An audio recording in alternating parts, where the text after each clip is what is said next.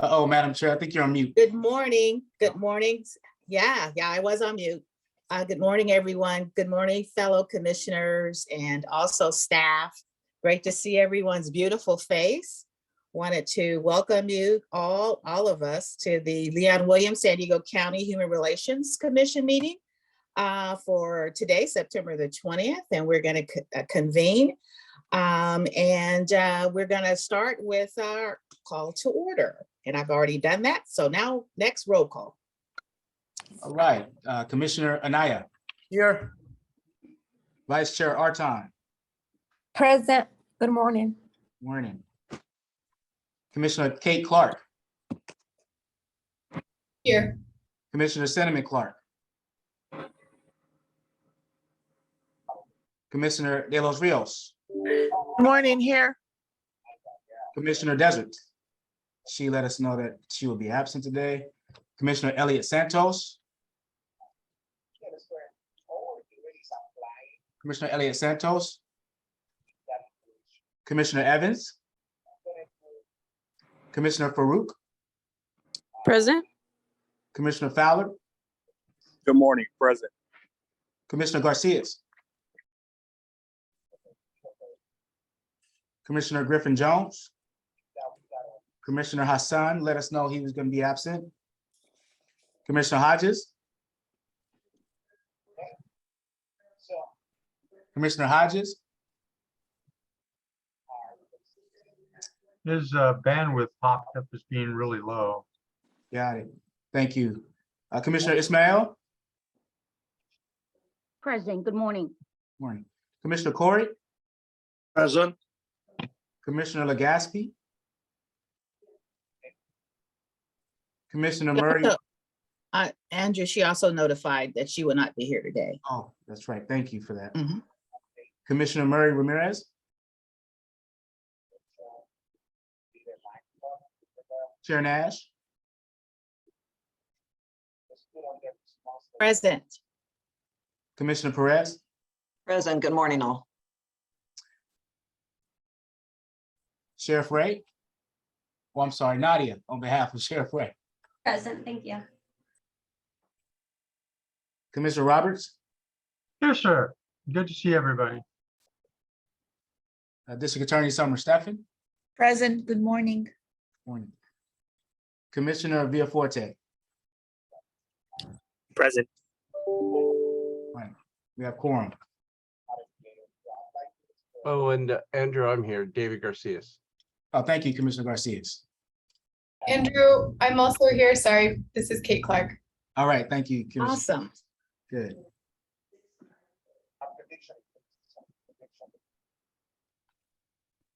Now we're going to have our land acknowledgement.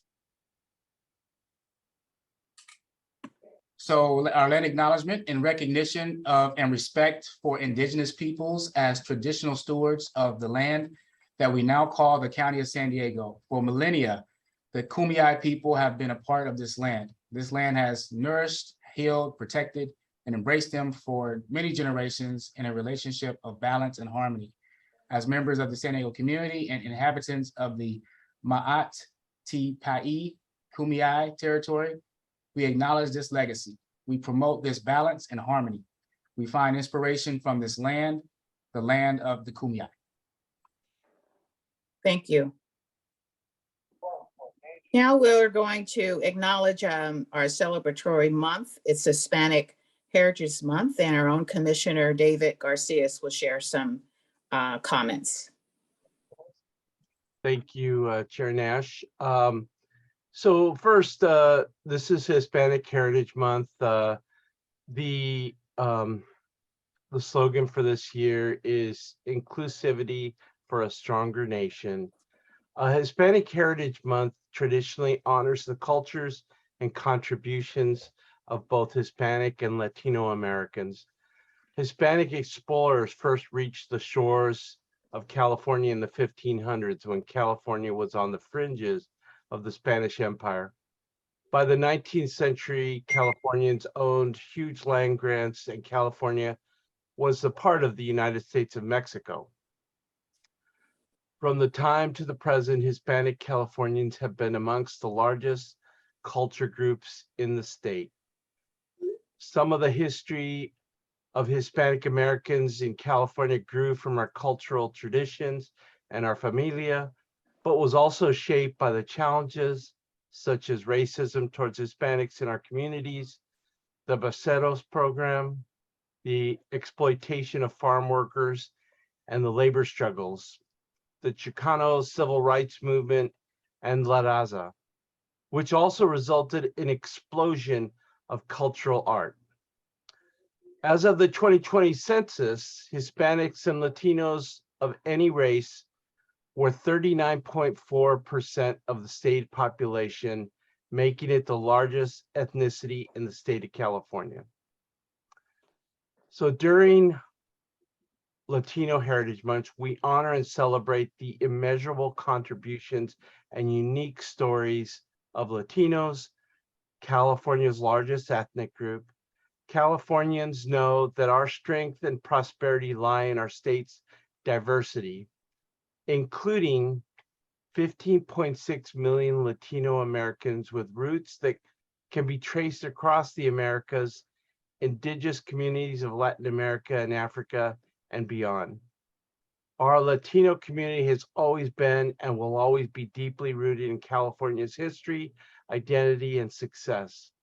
From the state's beginnings to the present day, generations of Latinos helped build our state as we know it and shaped our social, political, and economic landscapes across all facets of society. Latino Californians contribute to our state's vibrancy and growth every day. We also recognize the persistent disparities and disproportionate challenges the Latino communities face and recommit to our work to help all Californians thrive.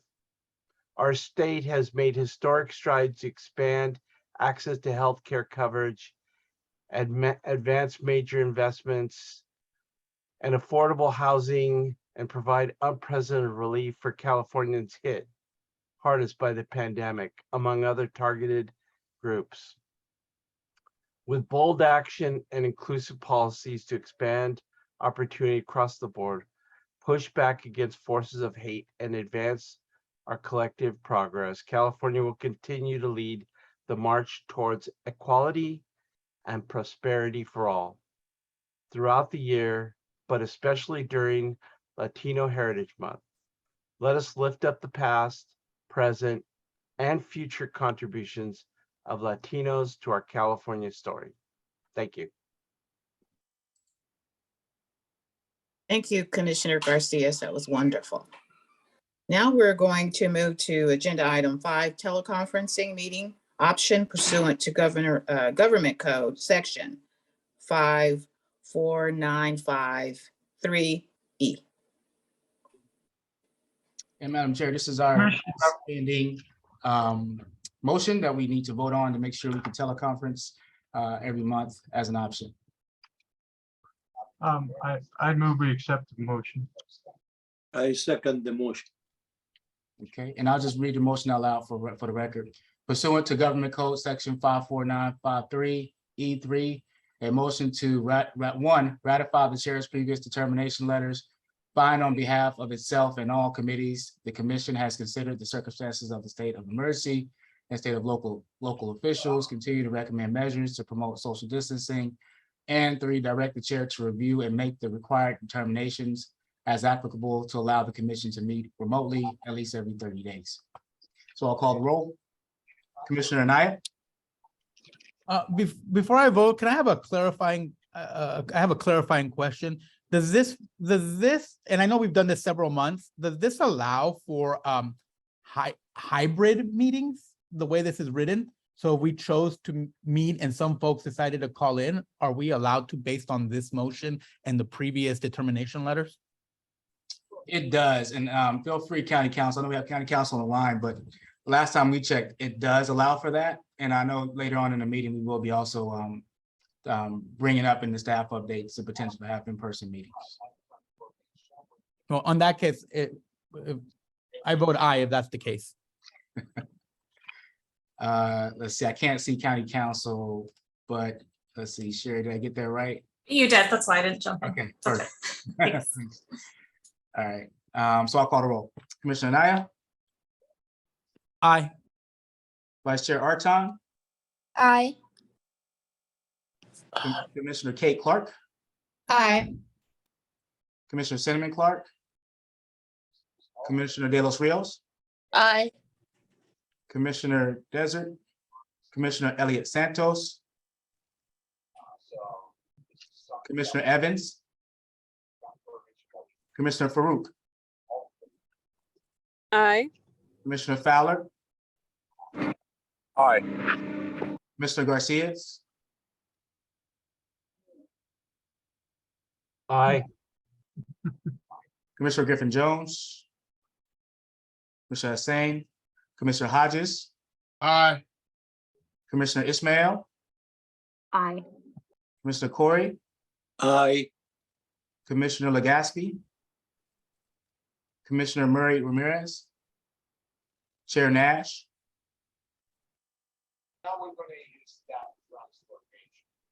Chair Nash, Aye. Commissioner Perez, Aye. Nadia Mushiran Binderup on behalf of Sheriff Anthony. Commissioner Roberts, Aye, sir. DA Summer Stephan, Aye. Commissioner Villaforte. Aye. Madam Chair, that motion passes unanimously. Excellent. I would like to remind everyone, if you're not speaking, could you put your Zoom on mute? There is some feedback in the background. Thank you. Now we'll move on to public comment. And Madam Chair, we didn't receive any request to speak.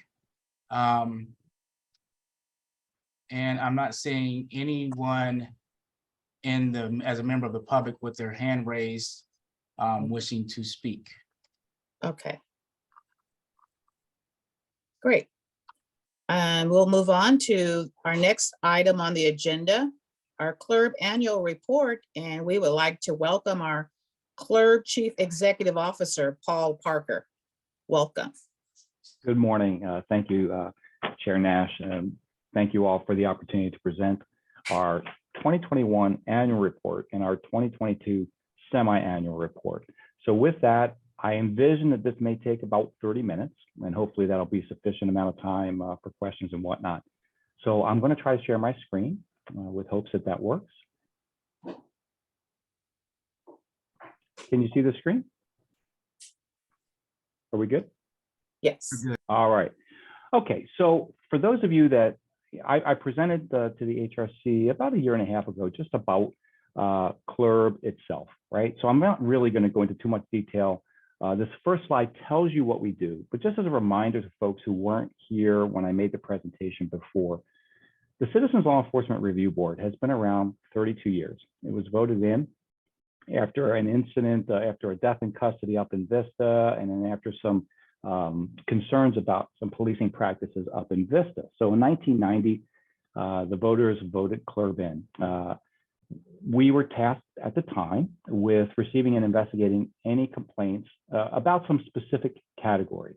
So excessive force, discharge of firearms, illegal search and seizure, false arrest, false reporting, any kind of misconduct or any kind of allegation of criminal conduct, any conduct unbecoming, things along those lines. We need a signed complaint from someone, anyone, to investigate those type of cases. Now, we were also tasked with investigating deaths. And this is really what I want to focus our annual report. This has been the focus of the annual report this year and the semi-annual report. So we were tasked with investigating deaths. Now these deaths, the definition of the deaths that we investigate are those arising out of or in connection with the actions of sworn members of both the Sheriff's Department or Probation Department. CLRB only has jurisdiction over the sworn personnel from those two respective departments. So any allegations of misconduct on the part of medical service providers or civilian employees, communications operators, crime scene technicians, you name it, we have no jurisdiction to look into those allegations. We'll talk a little bit more about that as we move forward. These deaths that we investigate, and we'll dive into it here a little more deeply, but obviously they're related to every death that occurs in the custody of the Sheriff's Department or Probation Department. We'll talk about that here a little bit more.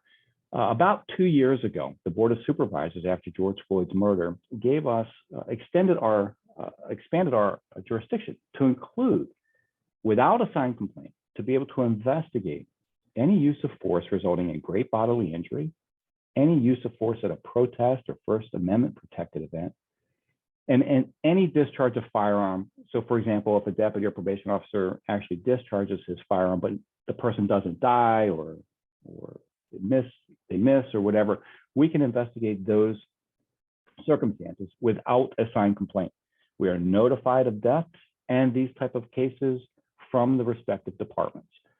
They're the ones that notify us. We obviously created an annual report, and what I believe to be our most important at this time, one of the most important functions we have outside of investigating deaths, is the ability to make recommendations as to the Sheriff's Department or Probation Department's policies and procedures. For the longest time, we looked at that as, well, whatever the case that we're investigating, whatever comes up during that case investigation.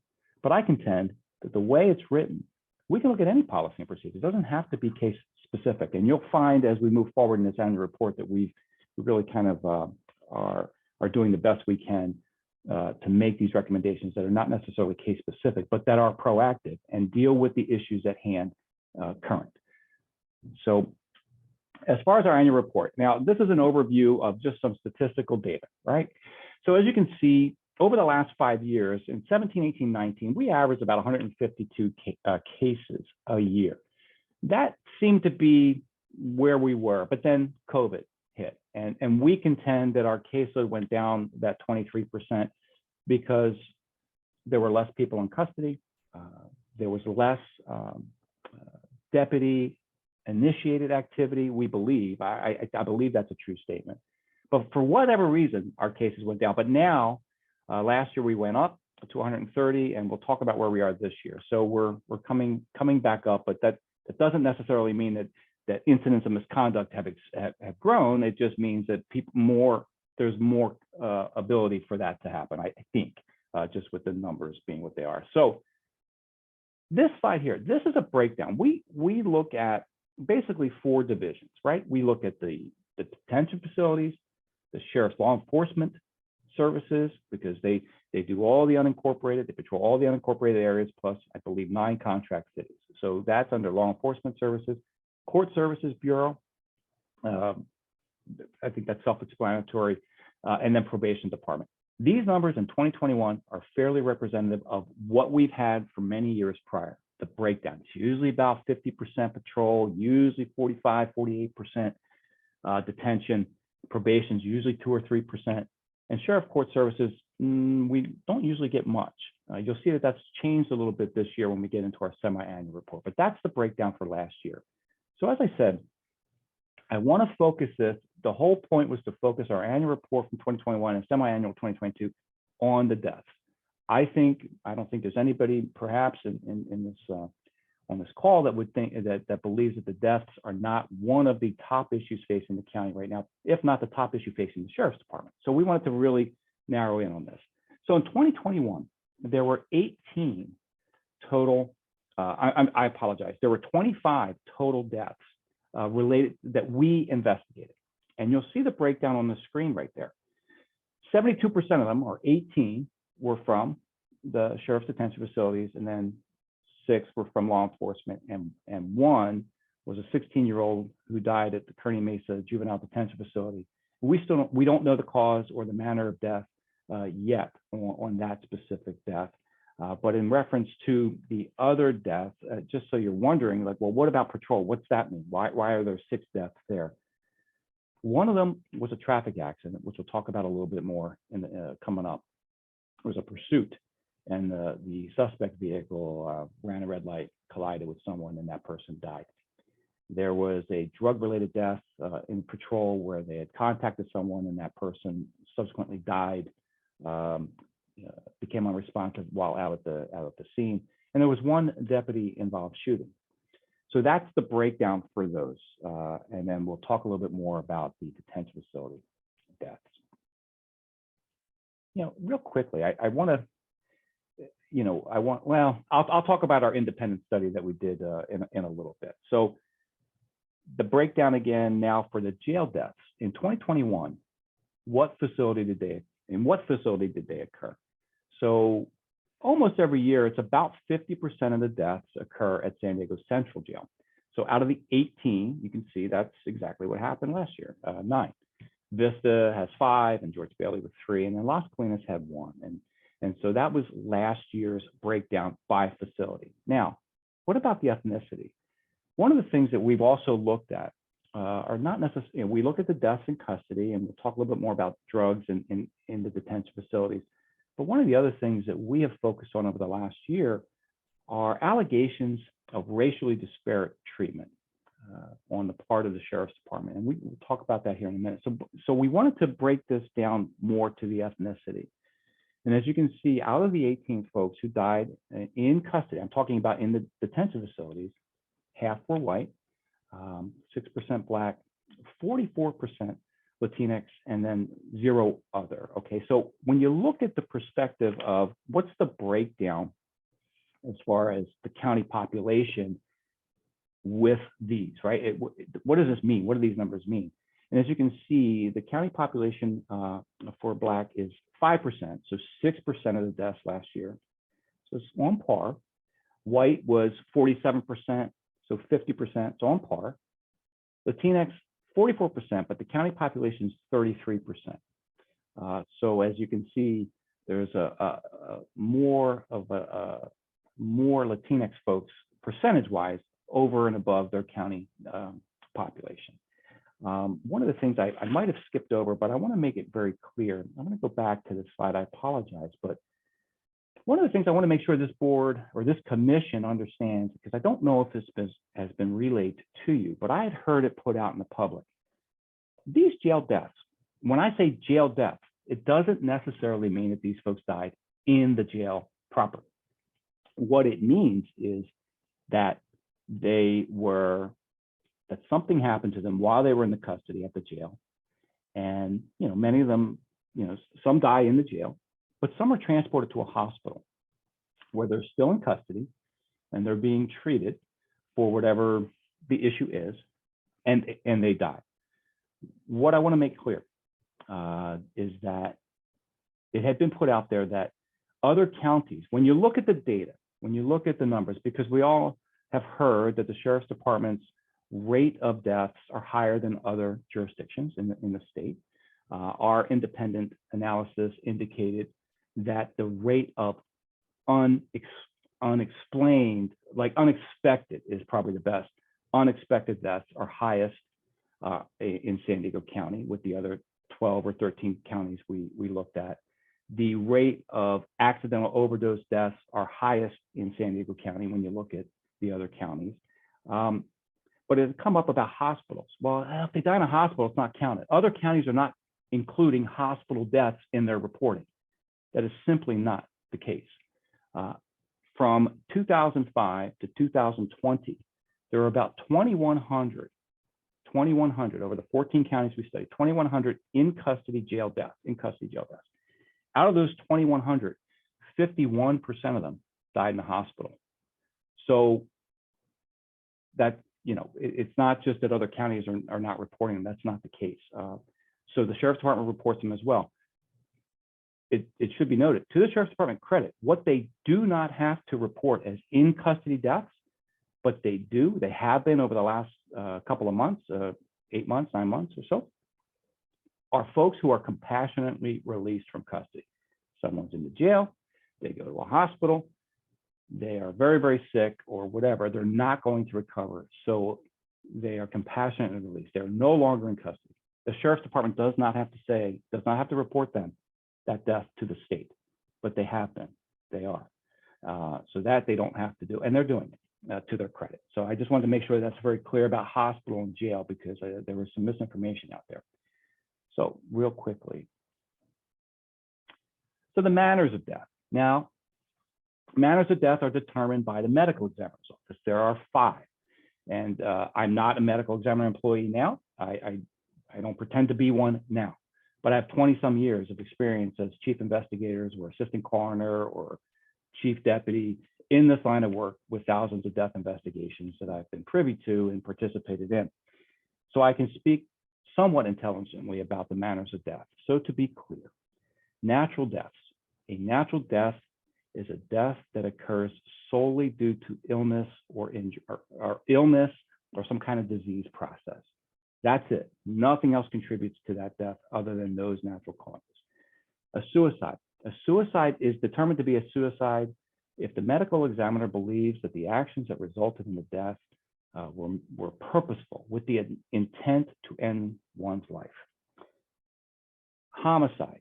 In this specific situation, none of these homicides are the result of law enforcement involvement. So you might say, well, what's that mean, right? So for the in custody deaths, the homicides were incarcerated person on incarcerated person related events, right? So assault, strangulation, things along those lines. If by chance a sheriff deputy shoots and kills someone, to be clear, if a sheriff deputy shoots and kills someone, the manner of death will be homicide.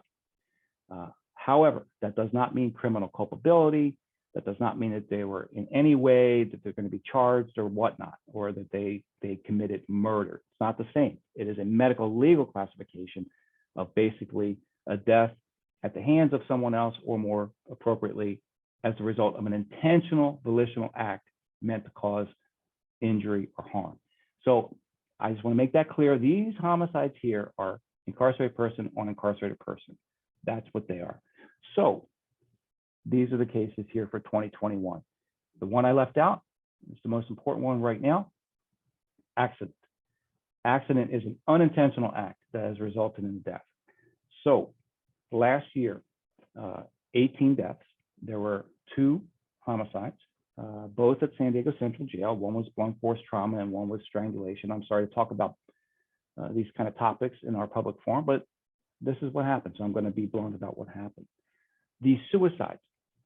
Many years ago, the Sheriff's Department, one of the reasons, the impetus for the Dying Behind Bars series that happened by that was put on by the Union Tribune a couple of years ago was because of the suicides in custody, because of the number of suicides in custody. Last year, there were 2. One was the result of a hanging, and one to show you how people who truly want to end their life can find the means to do so, no matter sometimes what the precautions are that are taken. It was acute water intoxication. So this person purposefully drank enough water to create an imbalance internally to end his life, and that's what it did. There were 8 natural deaths. So out of those, quote, natural deaths, 5 were COVID related. And I think that that's really the important part right now. We have heard members of the community indicate that their biggest concern about natural deaths is, well, how can someone die a natural death in custody, in a jail? That more often than not, that must be related to some kind of neglect. At this point, if the medical examiner's office believed that there was so much neglect or that something happened that should not have happened, they might go down the homicide road. But at this point, that we haven't seen. But what we as CLRB cannot do is look at the medical care provided, because we don't have jurisdiction over the folks that are providing that care, which is what we're asking for, which is what we want. And so that's the number of natural deaths. Out of the 6 drug-related deaths that you'll see in 2021, 5 were somehow related to fentanyl, and 1 was methamphetamine. I think 1 was a mix, right? But meth was associated with one, fentanyl the other. So we've talked about the other deaths that we had outside of custody. So our findings. We have 5 groups of findings, as you can see on the screen. If we think after our investigation that the deputies or probation officers did everything correctly, we say action justified. So out of our 527 findings that we made last year, almost 50% we thought were justified. And one of the reasons is body-worn camera. Body-worn camera, the implementation of the body-worn camera program for the patrol services for sheriff's department has been very helpful for us. Very helpful to determine whether or not, because normally it was, well, this person says this, a deputy says this, well, who do you believe, right? Last year, unfounded means that people, there was no, we investigated and what was alleged didn't happen at all. Not sustained means there's not enough evidence one way or the other. He said, she said, basically. Summary, we'll talk about summary dismissal in a minute. Sustained, 2% of our allegations were sustained, which means we think, yes, the deputy or probation officer did something incorrectly, and we ruled that as sustained. And now summary dismissal. Summary dismissal means we received a signed complaint, but we don't have jurisdiction. Out of the 87 allegations, almost 20% of those were due to medical staff that we couldn't even look at. 40% of those, our hands are tied by our own rules and regulations that we can't look at something that happened over a year ago. So we're in the process of trying to change those two things. We'll talk about a little bit more. And as far as our closed cases, we investigated 90. We procedurally closed 31. That means somebody reached out to us, said, hey, this is wrong. I want to make a complaint, but then we never could track them down or they never signed a signed complaint.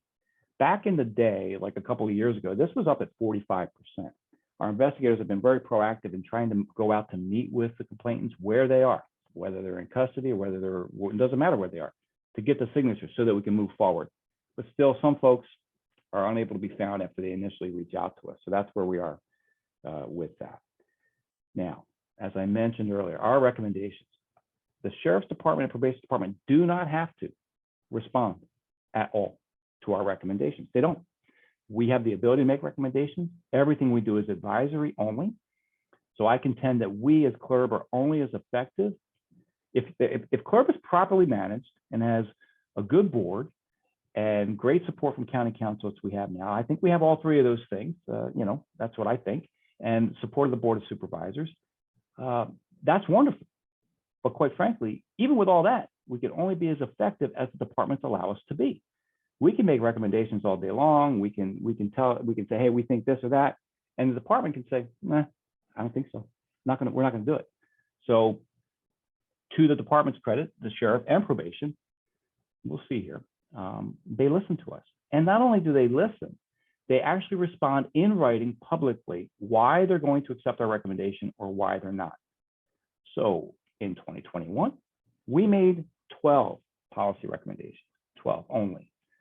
That was our goal, to make 12. And you'll see the dramatic increase this year so far when we get there, but 12. So out of those 12, you can see that the departments accepted 50%, didn't accept the third, but we're still waiting for 2. And let's talk about those. So these are policy recommendations that CLRB has made that were implemented.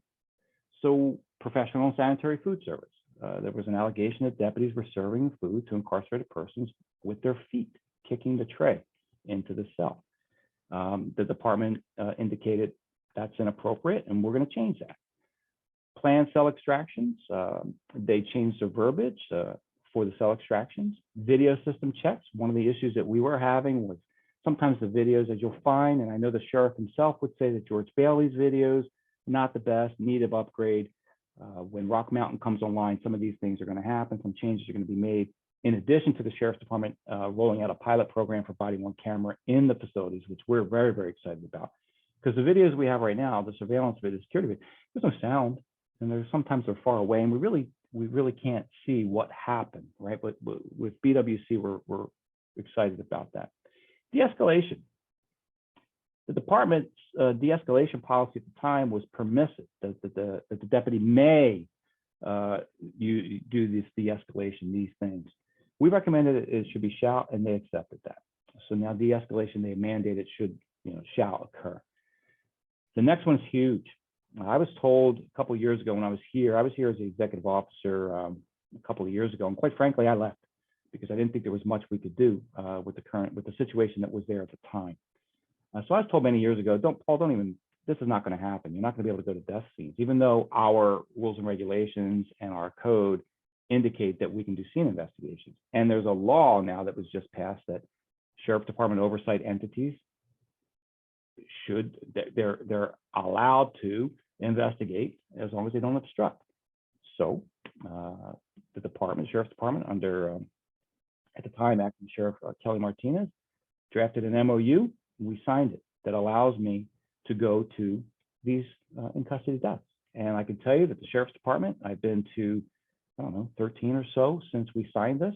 And the department has been extremely gracious, allowed me to look at everything that they're doing, allowed me to see the scene while the scene is being processed, provided information about witnesses and whatnot. It's working. It's working, and they're being transparent. Discontinue sealing of in-custody deaths. Unfortunately, we've heard from family members, and I have experience with this at the medical examiner's office everywhere I've been, that law enforcement would seal cases. So if somebody died in custody, they would seal it so that the medical examiner's office was prohibited from releasing information to the family, to the media, to the public, right? Well, we recommended they discontinue that, and they did. They were in the process of doing so, and then they did. So that's a great tool for transparency that we believe that the department can, of course, do better. And with that, it looks like they're taking the steps. So what was not implemented? So safety checks during the booking process, the department says that those are being done. We wanted them done a little more frequently, I believe it was, but they're doing them. So they felt there was really no need to implement that. We didn't want the cells being used during the booking process that didn't have operable cameras. The response was, well, yes, we agree. However, sometimes that's the only thing that we have, so we must use them. And then these next two, I'm not going to really get into them. It's just a verbiage. The policy, there was one or two words that needed to be tweaked on the respective policy. So we just need to ask them to clarify the verbiage. They contended that the verbiage was good the way it is, so that they did not accept that. What we're waiting for from last year. So we made the same recommendation to the probation department to allow us to respond to the death scenes, and we're waiting for a response from the probation department. We also made a recommendation that folks who are incarcerated are not interviewed if there's something that went down in the detention facility, not to be interviewed in front of other incarcerated persons. Even if that person doesn't say anything, the appearance is that they're cooperating with law enforcement, which may ultimately not end up well for them. So we're waiting for a policy response on that they interview folks outside of the presence of or out of the presence of other incarcerated persons. So those are the policy recommendations. Now, so this is our 2022, it says semi-annual, but I went a little crazy. I kept going to August, okay? So I apologize, not necessarily, it's a little more than semi-annual. As of August 20th, we were at 106 cases. We were on pace for about 160, which is substantially more than last year, as you can see. Our new complaints. Remember the last slide I showed you? It's pretty much half and half. This year, the detention facilities are about 60% of those 106 cases. Many of those are deaths or great bodily injury, but it's also complaint and signing complaints from the detention facility. Sheriff Court Services last year, if you recall, was 1%. Thus far, they're 10%. And Sheriff Law Enforcement Services really went down as far as the number of cases. So far this year, probation's about the same. So same things we talked about before. Here it is, right? So thus far, as through August 20th, there were 22 total deaths, 16 in the detention facilities. There was one last week, so we're at 17 now, and that one was at George Bailey. But that's the breakdown, as you can see. And as far as the law enforcement services ones, there was a deputy-involved shooting, and then so far 2 have unknown causes and manners, and then there was 1 barricade situation. I forgot to mention that. If the Sheriff's Department is called to a scene and someone barricades him or herself inside of their residence or inside of their vehicle or whatever, and they ultimately wind up taking their own life, we look at those situations as well to ensure that the department did what it was supposed to do to get PERT or crisis negotiation or de-escalation or whatever was required. And thus far, we have not found any misconduct on any barricade type of situation thus far. Jail deaths again, as you can see, as we talked about, Central usually has 50%, and thus far, out of the 16, well, now 17, so a little under 50% now. George Bailey went up to 4. So that's the deal with that. As far as the ethnicity, you can see very similar to last year. It's right on par with last year's breakdown for ethnicity. Now, the manners. Now, this slide needs to be updated a little bit. At the time I put this slide together, there were 16 in custody deaths, 3 of which we knew had been relayed to us that were natural causes, due to natural causes, and that one of those was COVID. The other 13, at the time I made this slide, we didn't know.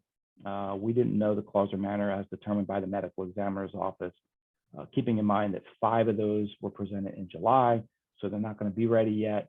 There may be some initial additional causes and manners that have been determined since this slide was put together, maybe a handful.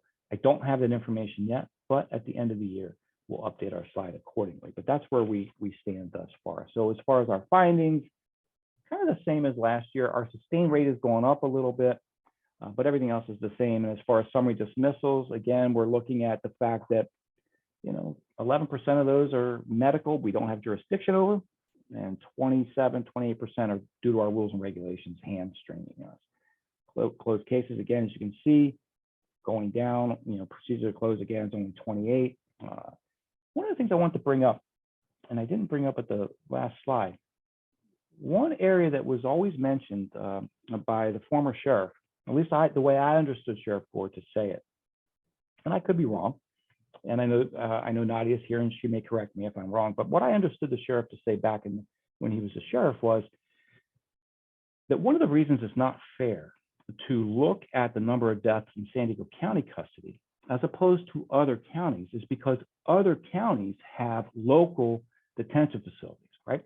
So they have facilities that people are booked into prior to getting to county jail. They go there for 48, 72 hours and then go to county jail if they're still in custody. And that the contention is that the reason that other county jail facilities don't have the number of deaths is because those folks are dying in local custody before they get to county jail. Our independent study, which we didn't include as part of, but we look to do when we do our further, that's not the case. That's not the case. Most of the deaths that are occurring in county jail throughout the state. I can tell you that looking at the cases that we have closed. So let me go back to 2021 for a minute. We closed, I apologize. We closed 14 deaths in 2021, 14. Out of those 14, 3 died between 0 and 2 days. 0 and 2 days in custody. 3, so 21%. 2 died from 3 to 6 days. But a week on, up to over 100 days, 65%. So they've been in custody, 65% of them, more than 7 days. So that's for 2021. And so far in 2022, we had closed 16 deaths. 18% of those deaths died between 0 and 6 days. 82% died from 7 to over 100 days. So we just wanted to make sure that that's what our data at this point is indicating. Okay.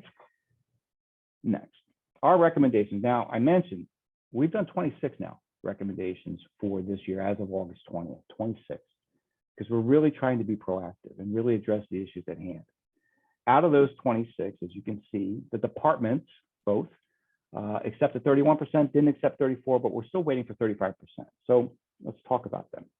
Here are the ones that were implemented by the respective departments for this year. So we recommended that the department, the sheriff, well, I actually made this recommendation to both the sheriff and probation, and we're still waiting for probation's response since they do run 2 detention facilities for juveniles. We asked that they research technological devices to monitor the health and safety of incarcerated persons.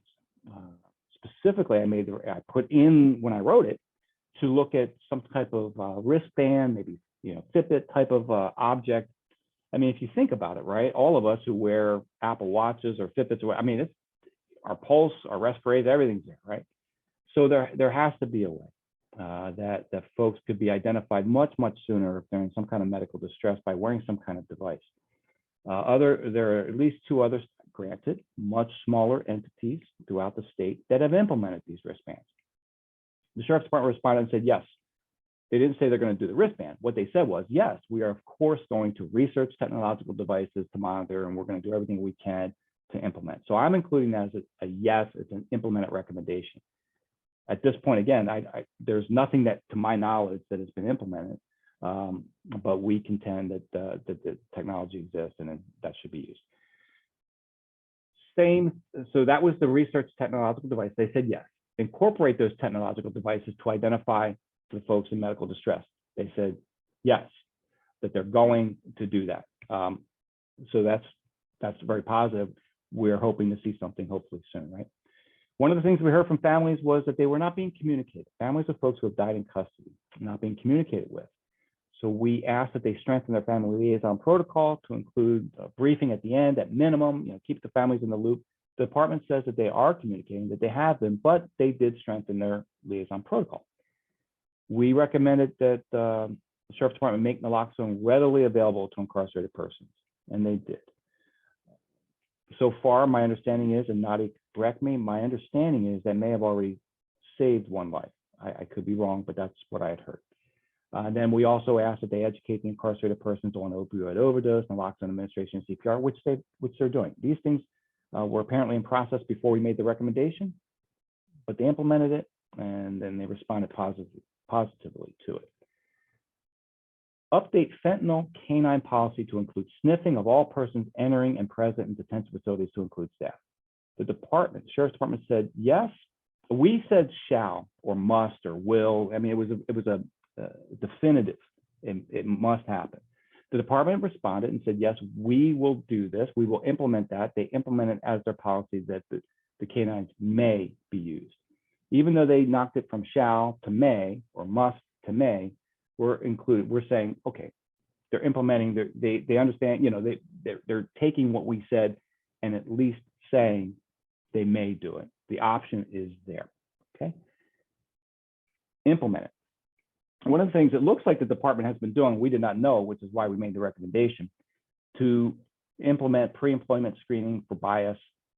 That's what they're doing. They've been doing it for a long time. And then deputies shall begin their body-worn camera recording prior to initiating any law enforcement contact. They're doing that. They implemented that. There's a 30-second delay in the beginning. And so we're hopeful that that will kind of eliminate that, and we can get the full, if possible, get the full contact audio and video. So what was not implemented? This whole slide deals with racial disparity. One of the things that we had learned was the Campaign Zero did a report that indicated that there was evidence, in their opinion, there was evidence of racial disparity in the practices of the Sheriff's Department. So the Sheriff's Department commissioned its own report from the Center for Policing Equity. And that report also said that there was indication of racial disparity. Now, as far as how they came up with that, I'm not a statistician or a data person, and I still have a hard time understanding, quite frankly, like how you could come up with that with the data, but that's what their report says, and that's what Campaign Zero's report said. So what we did was commission a subcommittee for racial disparity, racial profiling, because we had asked the public even back in October and November of last year, hey, if we get allegations of racial discrimination, how do we prove it? So we want the public to tell us, how do you prove it? Because absent a slur or some, cartoon or something just so egregious, how can you tell? We asked for the public's input. And so we also then went and did this. So we made recommendations. Subcommittee, we got together, we came up with these recommendations. We contend that discretionary stops, right? These folks that are being stopped for low-level offenses, we contend that is usually, that is the spirit. So we said that maybe you don't stop people for lower level offenses. Maybe you get the registration and you just like, some jurisdictions have red light cameras, some have, like if you get a parking ticket, you get a parking ticket, right? You just have something left on your windshield. They don't contact you. Nobody, and I get that that's parking enforcement, but the concept is no contact, no potential for a bad outcome. So that's what we recommended. That quality of life issues, we recommended perhaps look at that. We recommended that their use of discretion policy have deputies consider, is what I'm doing going to result in a racially disparate treatment or outcome from a negative connotation. We also asked that they provide justification for stop or contact on body-worn camera. They already do that. They already do that, they said. So that's why they said, no, we're not doing this. And then proactively review body-worn camera for the sole purpose, I'm sorry for my typo there that I just caught, for the sole purpose of analyzing interactions between people of color versus white people. The research I've done indicates that if an entity, for the only reason, looks at body-worn camera, because the department right now, they go back and they look at the videos. They look at it, it's random. And if they see misconduct or if they see problematic areas, the sergeant, the supervisor addresses it. But what we asked is, we understand that, but we want you to do it for the sole purpose of looking to see how people of color are treated versus white people. See if you see something different.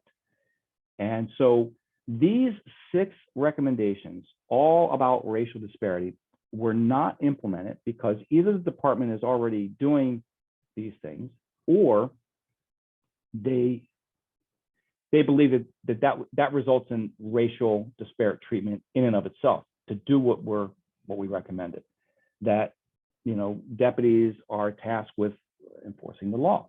So you're asking deputies to look the other way and to not take the action. I contend that we're not. There must be alternative methods in which to do this. Now, the department also indicated, and it's true, I was a police officer a long time ago. It's true. You stop folks, and how many of these that you stop ultimately wind up with felony warrants or weapons or whatever?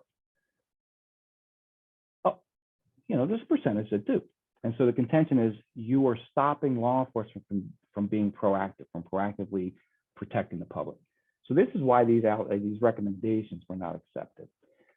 In addition, remember we talked about that vehicle pursuit and that the young lady died? We contend that a stolen vehicle, we don't believe that any vehicle pursuit should be initiated or participated in if the only reason at the time that you're doing it is because it's a property crime or a misdemeanor, somebody's speeding, it's a stolen vehicle even. Now, if it's not a carjacking or using an armed robbery or something like that, we get that. A stolen vehicle is a property crime. It is. So we contend not to jeopardize the public. Now, they said no, that you never know what's going on inside that vehicle. You never know what the outcome's going to be. I agree with that. I understand that. And to put it out to the public that, hey, the sheriff's department's not going to, you can steal a vehicle all day long, every day, they're not going to chase you. I understand the concept. I'm looking at it from the perspective of, I believe our role at CLRB is to do everything it can do to reduce the likelihood of deaths, whether they be in custody or outside of custody. And we think that that's one of them. And then obviously, hand in hand with the don't participate, then you should look at all of these options. The department says that they already look at these options. All these other public safety, the time of day, the traffic, the weather, the ability of the deputy, his or her driving abilities, whatever. So that was not recommended, not accepted. Here are some of the more contentious ones that we'll talk about. Body scanning. We recommended that incarcerated persons are scanned when they are transferred between facilities. They're scanned when they're booked, but when they go from one facility to another, we heard that they're not necessarily scanned when they go into the other facility. So we recommended that they are. And the department said it would be an operational issue. They don't have enough scanners to start with. but it would cause serious operational delays. So that was not accepted. So here are the ones that we're waiting for the response, and then we'll wrap this presentation up. And thank you for your patience with this. I want to get to the main ones here. So digitally scan and disseminate non-legal mail to incarcerated persons. The Sheriff's Department, I think they said to this commission, and I know they said to the Board of Supervisors, and they said to CLRB and myself, I've had conversations with the sheriff, and I know that the department contends that the two major ways that drugs are getting into the facilities are through the mail and through the incarcerated persons smuggling the substances into the facility. That's the two major that they have identified and that they're focusing on. So we say, we agree with the mail. We agree with both of those things. We agree. So perhaps there must be a way to digitally scan and disseminate non-legal mail. Now, legal mail is different. There are some obviously legal obligations and correspondence from attorneys or whatnot. Things have to happen a certain way. You can't just, it can't be opened outside of the incarcerated person's presence or whatnot. But letters from families or whatever, scan it electronically and then print it out on county issued paper or something, or have kiosks or something. There are entities throughout the country that have these kiosks. Now, I know operational delays are going to happen. I get it. But there has to be a way. And then just print it out on county paper that you have control over. That's not soaked in something. That's not, there's no substance. I don't know. So we're waiting for a response on that. We are waiting for a response on to the physical searching and scanning of all persons entering a detention facility, to include staff, deputies, civilian employees, county staff, contractors, somehow, some way. Scan them, wand, something. Sniff, have the dog there, something. The department has already responded through the media and was quoted, the spokesperson was quoted in the Union Tribune saying, words to the effect of, we're not going to do it. We're not going to implement that. Our data, I could be wrong, but I think it was our data doesn't support that. I contend, yeah, you're right. Your data doesn't support that. Maybe because you're not, I don't know. I mean, maybe you don't have the data because you're not looking for the data. I'm not, let's throw it out there. I don't know. So that's that. We talked about incarcerated persons shall be taken to a facility coinciding with their gender identity. We're waiting for a response on that. And then the other two, Imperial Beach had some issues with folks recording deputies, and then the response of the deputies was not, it was maybe not within policy, or at least didn't lead to good taste in our mouth for how things might have or could have been handled. And then handicap parking, and then expand body-worn camera protocol to mandate uses on all law enforcement contacts. So not just on scene, but if somebody calls in and says, hey, I want to make a report of a theft and it's telephone contact, at least record the deputy's version of what's going on, not just the on-scene ones. And with that, we're still waiting for the responses from the Sheriff's Department for those ones, for the technological advances for that. But otherwise, I think that's where we are. I have some more I can talk about, but ultimately, I'll just stop right now, open up to any questions, and hopefully you found it somewhat enlightening.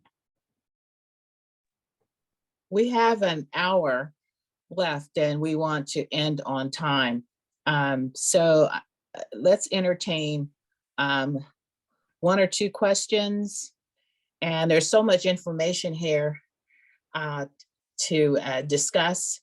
I would like to lift this whole presentation to the Public Safety Subcommittee to delve down into. But at this time, because we only have an hour left and we still have several items on the agenda, let's entertain a couple of questions, particularly if our chair of the subcommittee, Estela de los Reyes, is on the call or has a question to lift up, and then any other commissioner. Thank you. Thank you, Commissioner, Chair Ellen. This is Estela de los Rios, and we will take this to the Public Safety Committee. We had a meeting last night and we were waiting to hear the report. And we are going to get together with the legislative committee and have a meeting and strategize. And going from there, we're going to review this report in detail, considering the amount of time that we have here. So I appreciate your time, Mr. Parker, and we will get back to you with some questions after we have our next Public Safety Committee. Is Commissioner Evans speaking? Is it possible to get a copy of the report, or does the HRC in their recordings, do they keep copies, the slide presentation especially? I can send the PowerPoint I just did, and I can also send the two reports themselves. I can send them to Andrew. Is that appropriate? Yes, please. Okay, Yes, I can do that. Thank you, Commissioner Allen. I was Thank going to you. ask that question as well. Thank you.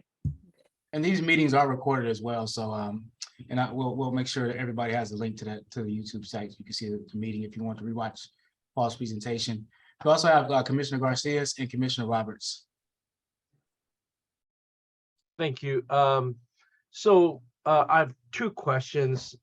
First, when it comes to the stops that you mentioned, and I was in law enforcement too, fishing expeditions, where they pull somebody over for tinted windows. Now, normally they don't pull people over for tinted windows, but if they racially profile somebody, it is how many more people get pulled over for something that's normally not enforced, so that they can have an opportunity to find those warrants or find those other situations where but yet, let's say out of 100 people they stop, let's say 2 people have a warrant, but they've inconvenienced the other 98 folks because they racially profiled them. So those are ways you can determine, like, what was the when a person was stopped, what was their race, what was their cause for them to be stopped. Those things that we want to find out, because you pull somebody over, and are they recording those stops? Are they documenting those stops that turn out to be nothing? Let's say they stop somebody for some type of tinted covering over their license plate, and they pull them over and they find nothing. They give them a warning, they let them go, but yet again, they're racially profiling people because they're looking for those people that have warrants, or they're looking for the people. So it's not that they're being told to stop enforcing the laws. They're selectively enforcing the laws. So that's where that was one question. And then second was, do you routinely talk to medical staff, Sheriff's Department medical staff? Because one of the things that I was in my relationship with the workers that work in the medical field for the sheriffs, many times they're directed by the sheriff's deputies whether to withhold medical care for those inpatients, in custody patients.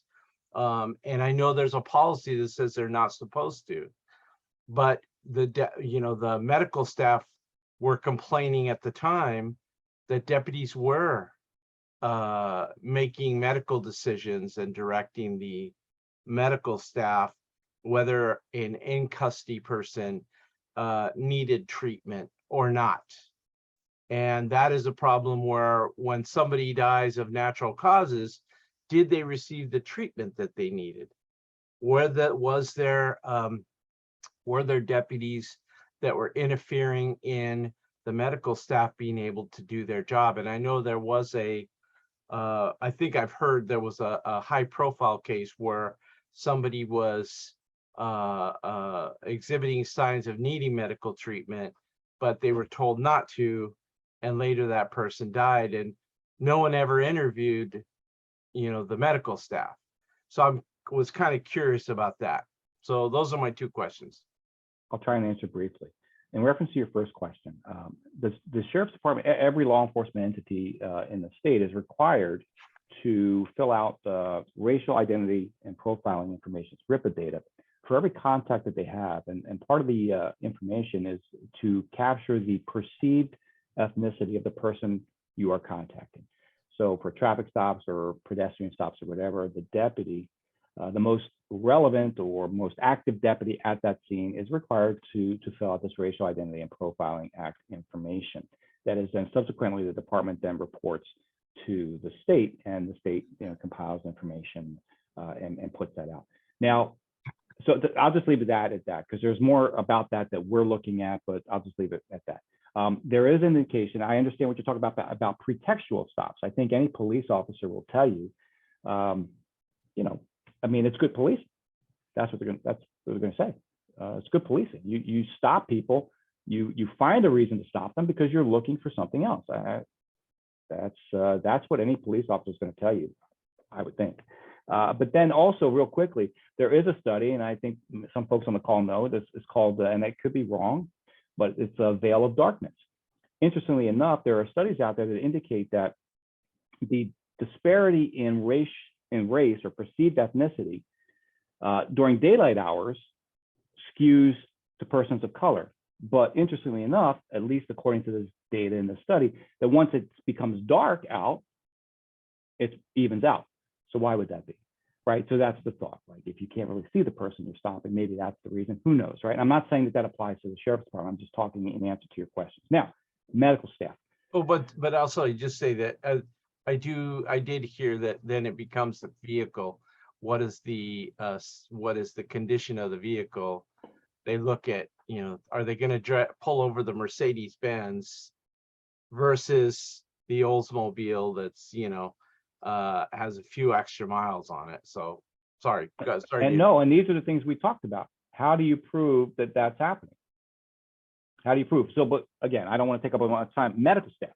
So we don't have jurisdiction over medical staff. So we cannot talk to medical staff about things that we don't have jurisdiction over. We can talk to medical staff about the actions of deputies. We can do that, but we really, until we can get jurisdiction over medical personnel or folks providing medical and mental health services, it's a very touchy situation for us. We're walking a very fine line about our jurisdiction. And who makes the decision whether you have the ability to interview medical staff? I mean, if you have an in custody death, somebody dies, wouldn't you be interviewing everybody that was involved in that person's care? Yes, you would, but you can't interview medical staff about what they did or didn't do because we have no jurisdiction over that, right? But whose decision is it gives you that or prevents the jurisdiction? It's what was voted in. That's what our charter is. That was voted in back in 1990. Now we are pushing, we're working on trying to change that. And that would be something that the Board of Supervisors, we believe, if we can work through all these processes, obviously labor relations, meet and confer and all those things, that we believe the Board of Supervisors can do that by ordinance. That if we ask for that, if there are the votes for it on the Board of Supervisors, we can, my understanding is it can happen that way, as opposed to putting it back out to the voters. Even if you interviewed them about the deputy, because again, the complaint from the medical staff was there were deputies that were directing them to withhold treatment. So that's not, I guess it would be about the deputies, but. Right.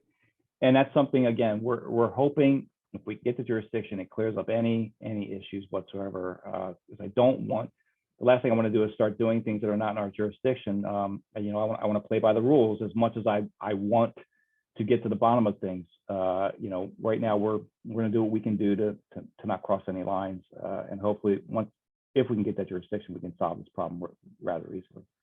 Okay, thank you. One more quick question. I have so many questions, but I'm sure we all do. I have so many questions. I'm gonna, though, leave it to attending the Public Safety Committee with my questions. Anyone else have question? A quick question? Commissioner Roberts? You muted. You're on You're mute. muted. Muted. There we go. Now you have the joy of hearing me. Sorry. Profiling goes a lot of different ways. I mean, I spent every Friday night when I was a kid doing street racing, getting pulled over by the local Mesa Police Department because my car looked fast. And so, you know, it's hard to say that profiling only occurs one direction. And so that's my only comment. I'm going to defer to, I'm on the Public Safety Committee, so I'll defer to that. But, and the fact that Commissioner Garcia got a lot of questions answered. So we'll talk later. Well, thank you, Mr. Parker, for sharing that incredible report. We all have lots of questions, but we're going to bring you, of course, back to one of our public safety subcommittee meetings and delve down deeply into some of the issues that you've raised. So thank you for sharing the report and being with us this morning. Thank you for the opportunity. Thank you for what you folks do, and I look forward to meeting with you folks in the future. Thank you. Yeah. And Chair Nash, we do have Commissioner Corey. Oh, his hand just went down. So. Oh, I'm sorry. One last comment. I would like to get a response from CLERB as to what they have implemented from the recommendations that came in the auditor's report. If they can send it to Mr. Andrew, that can then redistribute, and then we can put also additional questions. Thank you. I can certainly do that. We had 6 recommendations for us. I can give you the responses that we have. Not a problem. All right. Thank you. Thank you, Ms. Commissioner Corey. That was exactly one of my questions. All right. We're going to move on to agenda item 8 regarding our Human Relations Commission's appointed seats, vacancies, and reappointments. Item 8. All right, thank you, Madam Chair. So this agenda item is for you all to discuss the Human Relations Commission's appointed seats. Of the 31 members of the commission, 7 of the members are appointed, nominated to the board from this commission to the board to be appointed by the Board of Supervisors. Specifically, each commissioner should look to attempt to nominate members of the community to create a commission that is reflective of the demographics, diversity, and culture of San Diego County, including comprehensive representation of age, gender, socioeconomic status, ethnic background, culture, religion, sexual orientation, and geographic distribution. Consider the prospective commissioners' knowledge and awareness of the problems and causes of intergroup tensions and conflict, and demonstrated commitment to fostering better human relations. So nominations by the commission require a majority vote of the commission for the nominees to be forwarded to the Board of Supervisors for confirmation. So currently, you have 5 members whose terms have either expired or are coming up on expiration in October. But the good thing about your bylaws, they allow you all to stay seated until there's another reappointment.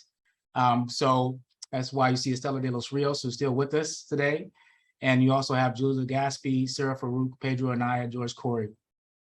Now, I've spoken with all the members and all of them would like to be reappointed. So we could pause now and entertain a motion to nominate the 5 members named above to be reappointed. And then I can tell you about the other 2 vacant seats and some recommendations there. And I see Commissioner Evans' hand up, and I see Commissioner Roberts' hand up. I would like a motion to renominate all of the commissioner members. I know we probably need to turn the elbow of one of the commissioners, but that person has been highly effective. And I realize we've had some issues, some hiccups getting organized, and what people say, don't say, but I think that was part of the process of developing. So we really need this person. She's highly talented, and I'd like to nominate everyone. And if we have to take her to lunch and show her our need, we'll do whatever.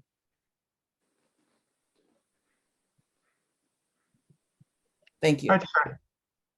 I'd second that motion. I did have to reconsider George about 3 times, but came to the conclusion that he was a really true asset. So we have a motion and a second. Any discussion? Not seeing any members wishing to speak. So I can call the roll. Commissioner Anaya, Abstain. Vice Chair Arton, Aye. Commissioner Kate Clark, Aye. Commissioner Cinnamon Clark, Commissioner De Los Rios.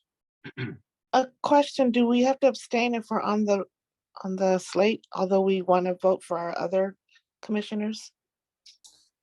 You should That always is vote for the question. yourself. Sherry, are you on the call? I am. There's no need to abstain. Okay, thank you. Okay, then I vote yes, present. Yes. Commissioner Desert, Commissioner Elliott Santos, Aye. Commissioner Evans, Aye. Commissioner Farouk, Aye. Commissioner Fowler, Aye. Commissioner Garcias, Aye. Commissioner Griffin Jones, Commissioner Hussein, Commissioner Hodges. Aye. Commissioner Ismail, Aye. Commissioner Corey, Aye. Commissioner Legaspi, Vice Chair Murray Ramirez, Chair Nash, Aye. Commissioner Perez, Aye. Nadia Mushiram Binderup on behalf of Sheriff Ray, Aye. Commissioner Roberts, Aye. District Attorney Summer Stephan, Abstain. Commissioner Villaforte. Aye.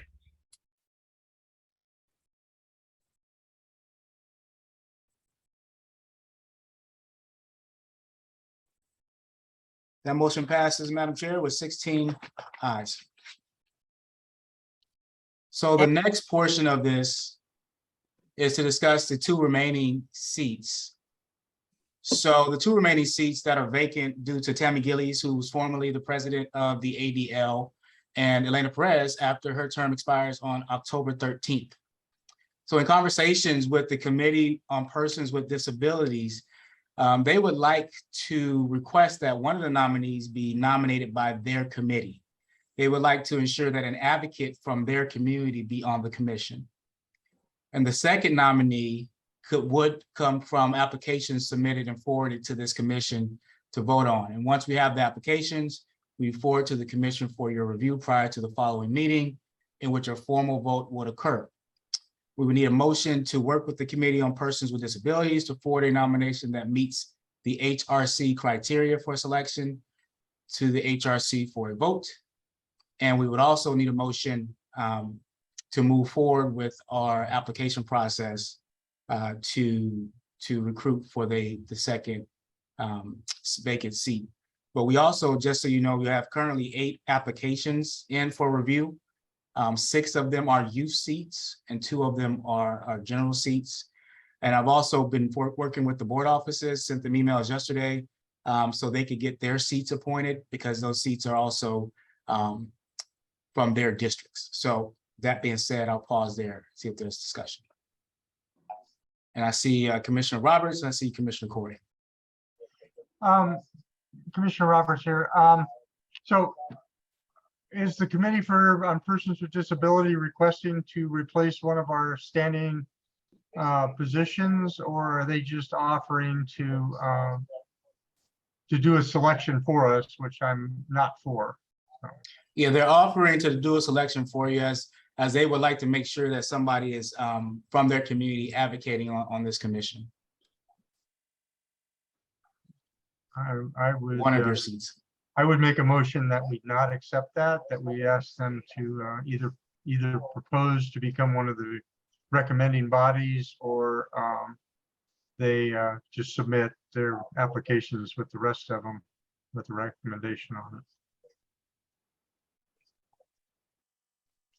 We fought long and hard over on the bylaws about how to do that. And this is trying to go around that process.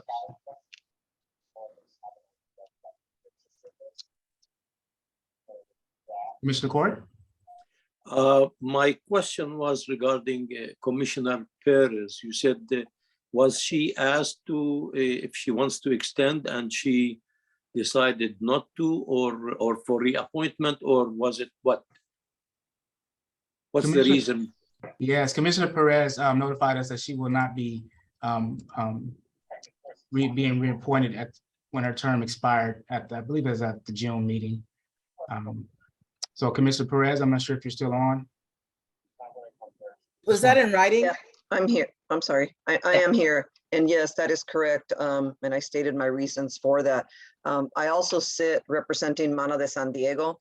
So I did speak to our executive director, and they are still willing to appoint somebody. What I didn't remember is if I was appointed or if we just went through the regular review process. And I figured I was going to contact you on that, but they definitely want to continue to have somebody representing the organization. Is there an option for, was this in writing? Yes, I submitted a, yes. Is there an option to, Change your mind? yes. Please. It's, you know, it was tough for me. You know, I don't want to go through it. Yeah. I don't want to rehash, but to me, you know, again, it's just a matter of principle. And just, you know, But if you create a there's not gonna, vacancy that we need your expertise. I understand what you're saying, but when you leave, it makes it worse. Okay? I mean, we're going to be at each other's throat, for want of a better expression, for another 2 years or so until we get it what we think is right. I hear you. I hear you and appreciate the support. Like I told you in our legislative committee meeting, I will reconsider. At this point, that's the decision, but I am willing to give it some more thought. Thank you. That's all we ask. Thank you. And just to just kind of confirm, so your seat, Commissioner Perez, is a commission nominated seat. So like, it's not an organizational seat. It was a commission nominated seat. So, I will pass that on to. Yeah, so Mana would need to submit an application and just let us know and we can make sure we forward it. Okay. As commissioners, we don't have to accept her resignation. I second the motion. So no, honestly, we still have some additional work to be done. And I think Commissioner Perez was very instrumental the last couple of years in helping us establish the HRC. And I think there's still some more work to be done. So I would really recommend that she reconsiders her decision. Thank you very much. Thank you. Thank you all. And Chair Nash, we did have a motion by Commissioner Roberts to not accept the Committee on Persons with Disabilities suggested recommendation of a nominee coming from them. Is that, do we have a second? I'll second it. Only because of protocol. Okay. So just to be clear, they want to nominate somebody that we just put on the committee. Right. They want to forward you a recommendation to be appointed to this commission. But they don't want to have to go through the review process, basically. I mean, to be fair, I didn't talk to them about the review process because coming from since they were a committee, they're another committee and not a body, like an organizational seat. I didn't want to make that recommendation, but to your point, we could just inherently go back to them and say, if you want to propose an organization to have an organizational seat, This would be a different type of recommendation coming from their commission, basically saying they've gone through the vetting process to make sure they forward somebody that meets your criteria, which is a little different than an organizational seat outside of a committee. And in my opinion, I believe that's probably the way they should do it. Okay. And not that I don't agree with, you know, with all the with more disabled people now being, you know, wanting to be involved and stuff. I don't agree that we should have a person that represents that, but I think we need to be really clear on how that process is, and that they don't just get inserted in here because, you know, because they want a seat. So that's my opinion. Thank you. Thank you. I see Commissioner Villaforte. Yeah, I guess my question is, regardless if they recommend or not, we'd still have to vote on the person, correct? That's correct. And I don't see, in my opinion, I don't see any issue with them recommending someone and it being put forward, especially if they're already doing the work and engaged in that committee, especially considering that we still have to vote on it. Okay, see Commissioner Arton. Yeah, just to clarify, they're not submitting an application, right? They're just sending someone and we are accepting it. If that's the case, I agree with the previous statements that either they submit an application and is appointed by the commission or recommended by the commission to be approved by the supervisors, or it's an organizational seat, because then it would be something outside of the process, and I don't think we should make exceptions. Otherwise, the rules would apply to some and not others. Right, and so this would be, they would be forwarding an application to you for your review, and you would have to vote on it as a body to move that person forward to the board to be appointed. So it wouldn't be something where you just would have to rubber stamp it. You would have to review and then vote. This is Commissioner Khoury. Again, for clarification, are they submitting, in the end, they need to submit an individual, not as an organization. Am I right? That's correct. Okay, so it wasn't clear. I understood that they are coming in as an organization, proposing somebody, rather than submitting an applicant that we can all evaluate with respect to all the others, the other applications, and make the determination. Well, the difference would be, so what I'm hearing is, it's starting to go down the path of it would be basically the same thing as we're just reviewing applications, or you're reviewing applications. But what they would hope is that you will review, they would forward somebody for you to review, and if you were to accept that person, to have that representation from the community of persons with disability for one of your seats. So essentially, it's like setting aside one of your seats, but it's not an official seat that's in the bylaw. So they just wanted to make sure that they have a vetted recommendation from their committee that sits on this commission. So it's not, sorry, so it's not like, for instance, like ADC coming in and saying, hey guys, we need a standing position at your Human Relations Commission, and we will be providing you with an individual to reflect our IDs or whatever. Is that what you're saying? Yeah, they're asking for a standing seat, but they're asking to forward you a recommendation. Okay, good.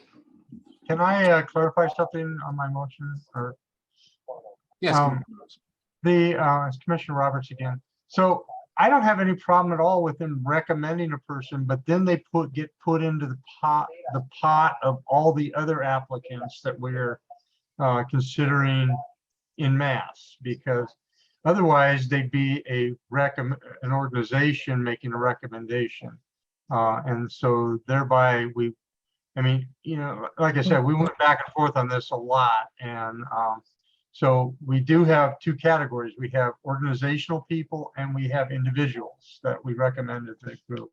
And I don't have any problem with them recommending somebody, but it just goes into the pot of all the other applicants that we have to evaluate, because they don't have preferential status according to our bylaws.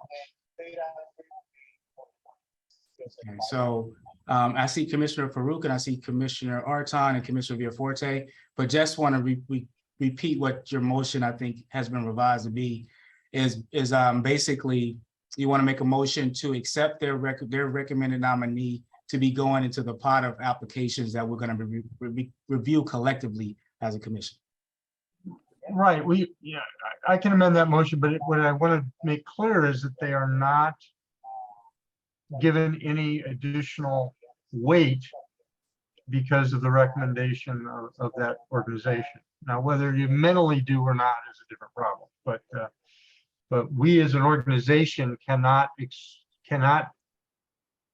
consider them at any different level than the rest of the people that have legally submitted applications unless they become an organizational representative. Okay, Commissioner Arton? Thanks, Andrew. Yeah, I was just going to add that first, thanks, Andrew, for the clarification. So I was a little bit confused earlier about it. But what I would say is, I think in the short term, like an individual or like us nominating an individual makes sense to be a representative, because I do think that this, the community with disabilities needs a voice and should be here. But I think for the longevity of it, I think we should work towards having like them as an organizational seat, because there's nothing that's going to guarantee that in the future, an individual from their organization is going to be nominated once the term's over.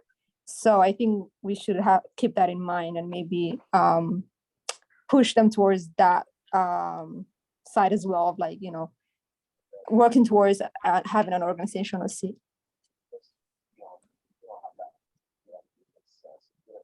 Commissioner Villaforte? I just had a question and just a point of clarification before we vote. The Committee for Persons with Disabilities, they are not a nonprofit organization, correct? They are part of the county. Are they made up of volunteers? Are they paid employees of the county? What is the makeup of that group?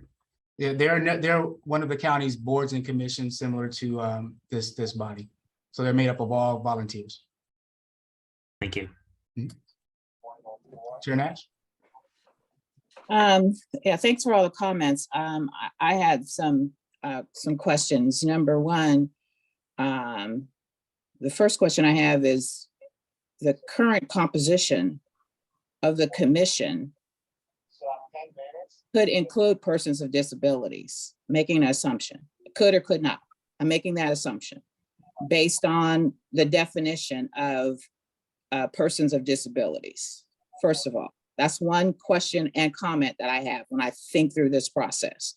Secondly, in regards to the commission appointed seats, if you recall, we created some pretty strategic criteria that in terms of how we were able to identify candidates to even serve on the commission, if you remember correctly. And it went all the way back to supported by data in terms of the composition of the county in relationship to and to our decisions to appoint folks on the commission. We wanted to ensure that all voices were heard and that were at the table. So the question for me is, did that data include persons of disabilities? I don't remember that. I don't remember that piece, but we need to check on that. My point is, number one, we may have commissioners already on this commission that are persons of disability. I don't know how we would identify that or how we would in the future identify that particular category if we were to choose to appoint individuals to fill that void. Because remember, we want every voice heard on the commission from all walks of life. So I see this as a process, an opportunity where we have possibly one commission appointed vacancy, and we may have even board of supervisor commission vacancies where the consideration of persons of disabilities could be included. That's my comment. And the Committee on Persons of Disabilities could provide those names of individuals through two opportunities through the Board of Supervisors offices regarding their Board of Supervisor appointments, if they choose to, through our commission, Board of Supervisors, and also through the general application process. So I just want to make sure we don't forget that there may be individuals on our commission already that meet that criteria. That's my point. Thank you.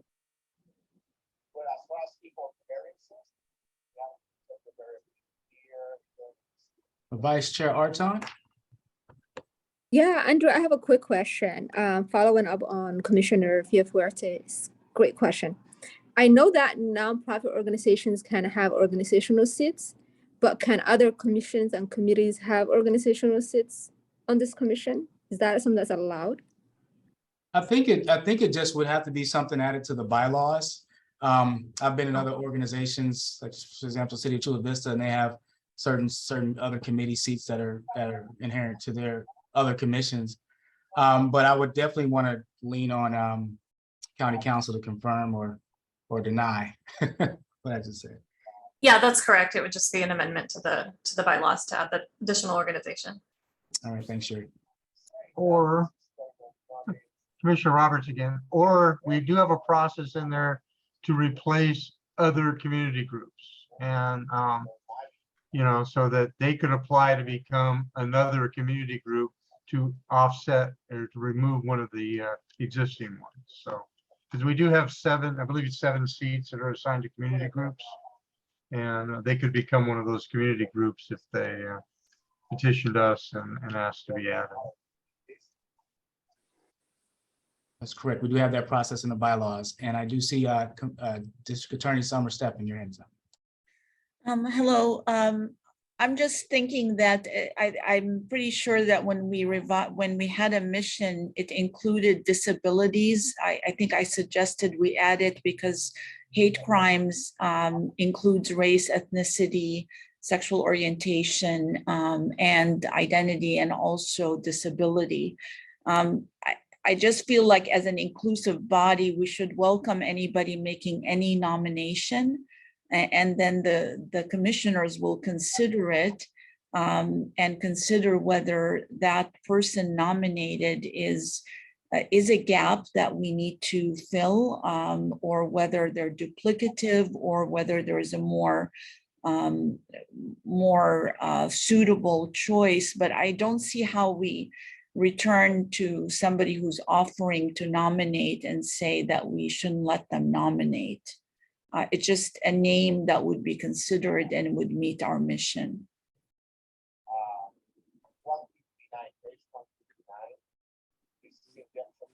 Thank you. And I see, Warsan, I see your hand is still up. Is that, did you still want to speak, or is that residual? Oh, sorry, I will take it down. Okay. And I see Nadia. Thank you. I just had a question for the committee's recommendations. You know how they brief that through the respective channels to their board member. Do you know if this was elevated to the board's attention and whether that's something they would like to change to the formal composition to have a designated seat for the disabled community? It isn't something that was elevated to the Board of Supervisors. This came directly to me, and then I briefed Chair Nash on their thoughts.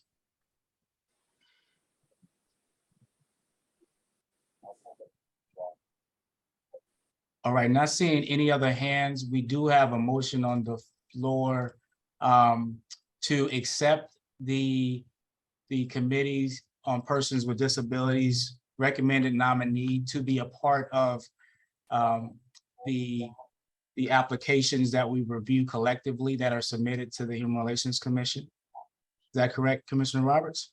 Yes, sir. That's the motion. Do we have a second? Commissioner Evans seconded the original one, so she has the opportunity to second the amendment. I will second the amendment. I do have a question in terms of disability. Are we talking about physical disability or mental disability? I think it's all forms. Well, I know it's all forms. That's huge. Mm-hmm. So we'll call the vote. If there's not any other discussions. All right, call the vote. Commissioner Anaya?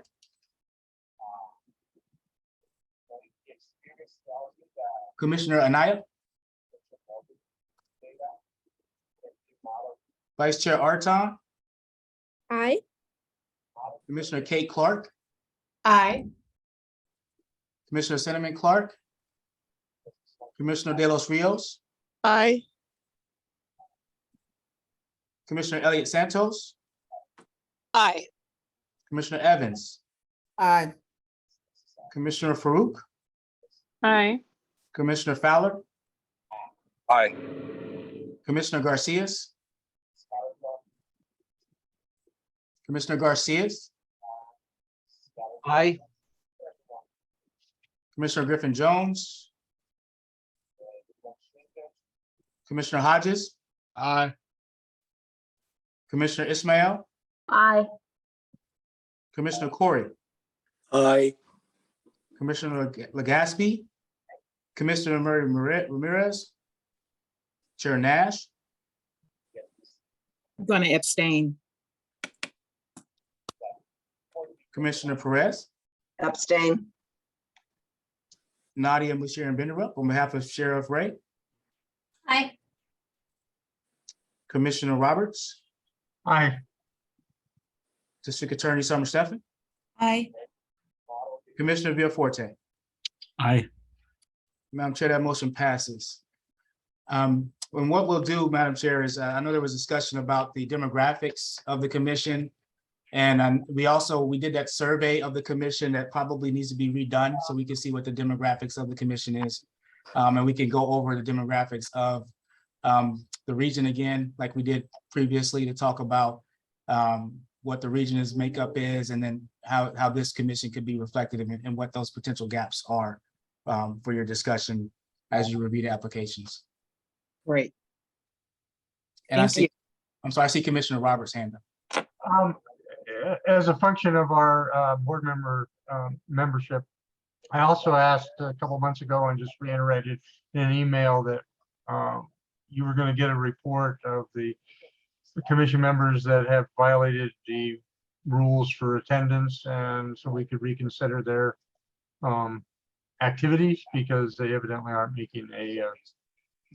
making time for this. So just wanted to remind the commission that that was something they needed to do. Dovetails into agenda. That dovetails into agenda item 9, subcommittees and attendance requirements. So you're right on time in regards to those comments, Commissioner Roberts.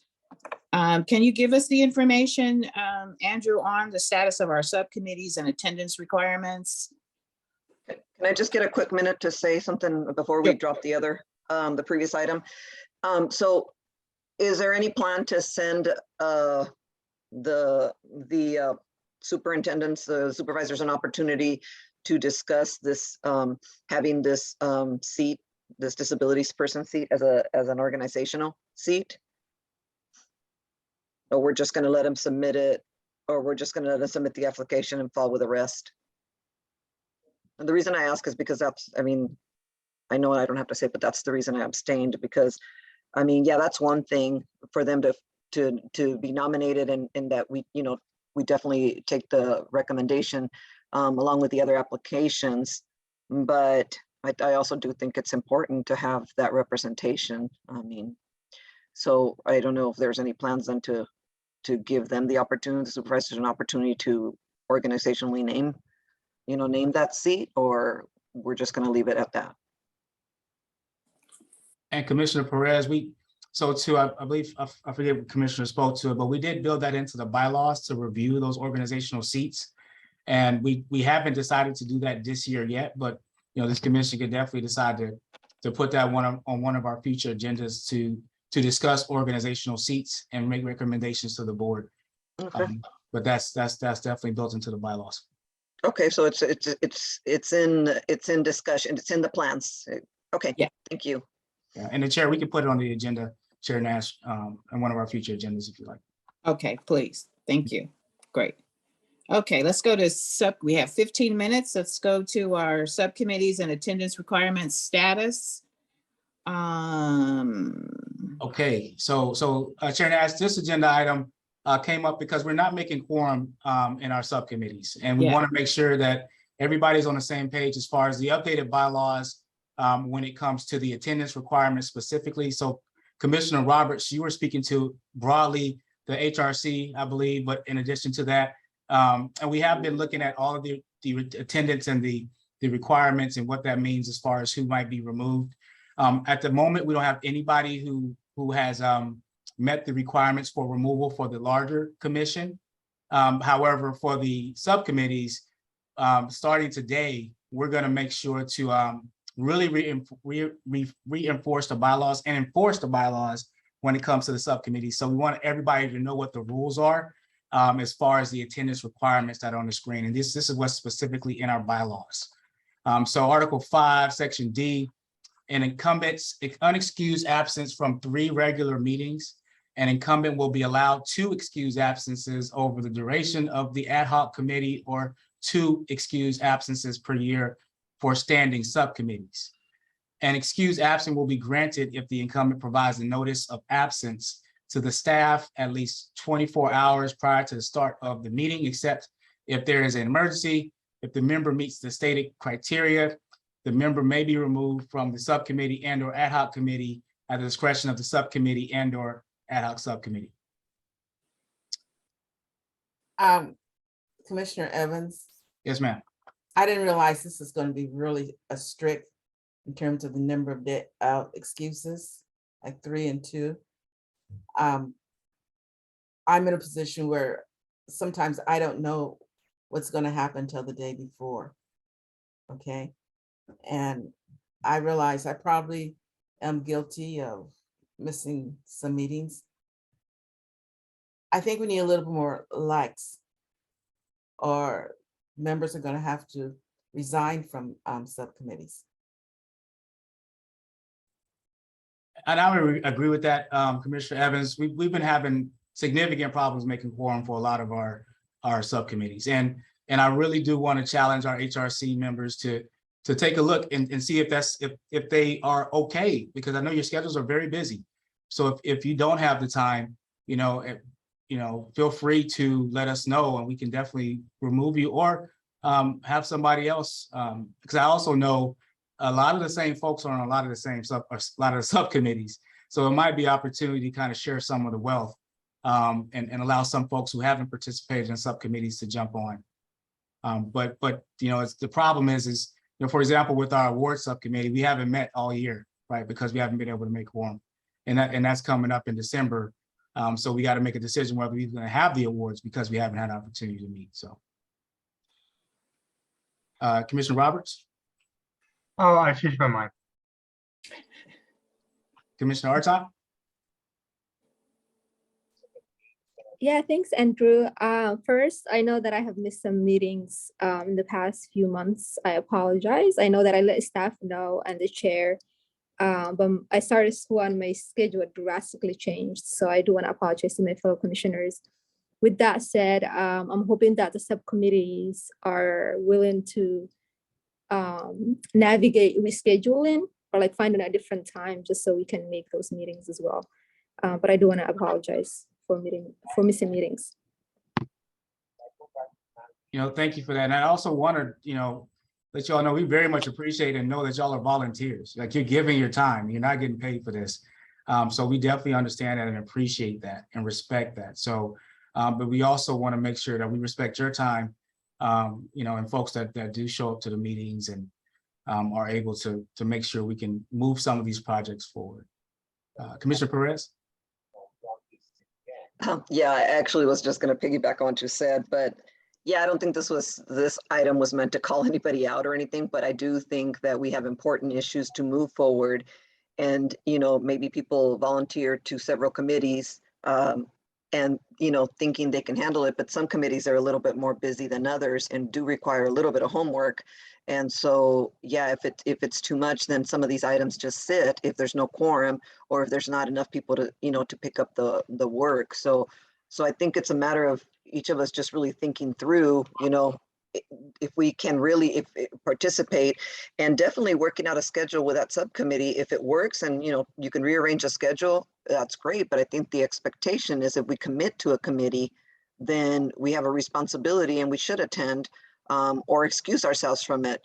So I think that was, I don't think the point was just to, you know, call anybody out, but just to be able to get quorum and move items forward. Thank you. That was what I Commissioner wanted to Villar say. Rios? Yes, thank you. I appreciate this being on the agenda because as the chair of the Public Safety Commission, I've been on several meetings and unable to move forward because of quorum. So I sincerely appreciate this. The Public Safety Committee meeting is important and right now in regards to strategizing our report to the general commissioner. So, you know, I would appreciate all members to attend and invite other members else. Also, I just want to make sure members know that, you know, every commissioner is invited to our committee meetings. Is that correct, Andrew? That's correct, as members of the public. Yes, thank you.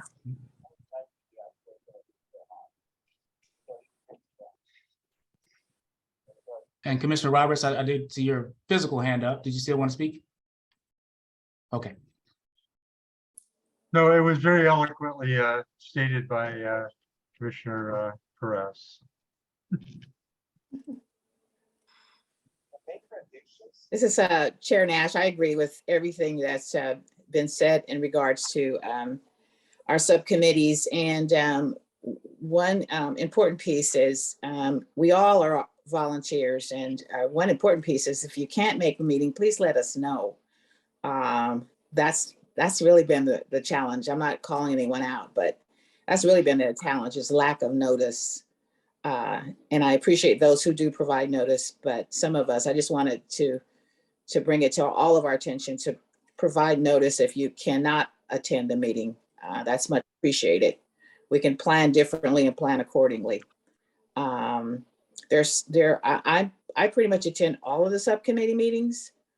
And I do see some overlap sometimes. So some strategy could be that, for instance, the Policies and Procedures Committee, and in fact, sometimes the Communications Committee, for instance, we're bringing up the whole in custody deaths. We're looking at it from a policies and procedures and a communications perspective, but it still overlaps. And maybe those meetings can be possibly combined to relieve standing meetings all the time. So yeah, that there is flexibility there. And we just need to communicate with each other in terms of what the agenda items are, and if there are opportunities from some overlap or attendance from communications, policies and procedures, that could also relieve some of the challenges in terms of attendance. Thank you.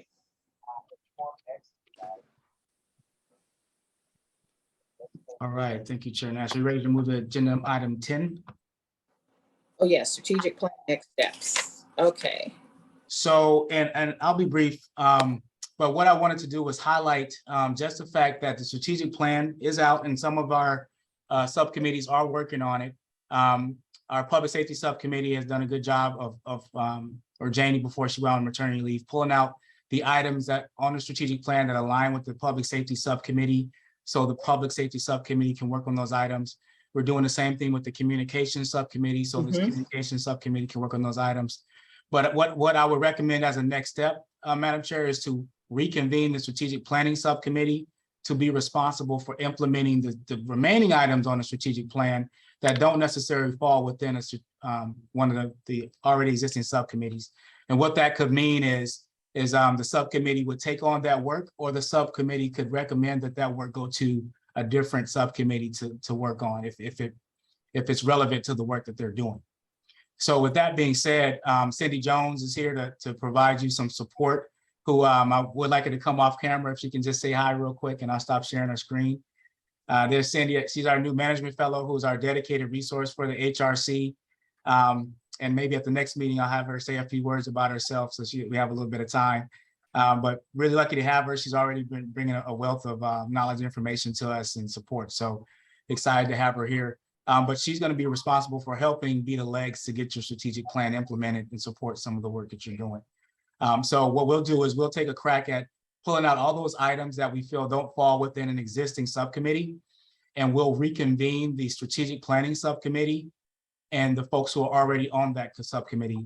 We'll ask you to attend. But if there are other folks who would like to participate on that strategic planning subcommittee, which because it has a little different focus now, it's actually implementing those action items. Send me an email. Let me know that you want to be added to Chair Nash and I, and we can add you to that subcommittee. And also before the meeting today, Cindy sent out the list of all the subcommittees and who's on what subcommittee, so you can see the subcommittees that you're on, because I think that's also very important. So with that, I'll pause for any discussion.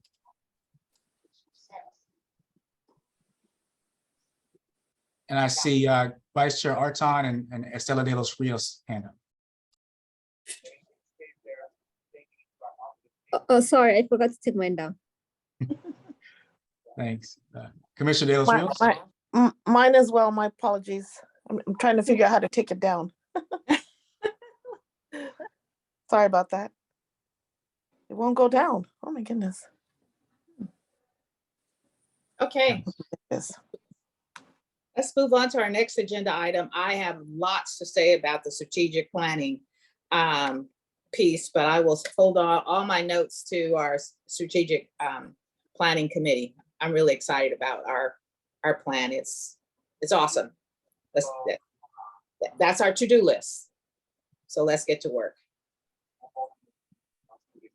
So the next agenda item, Madam Chair, is just a discussion on any matters raised that could be placed on a future agenda. And I don't recall any items being raised in the meeting, but this is your opportunity to discuss.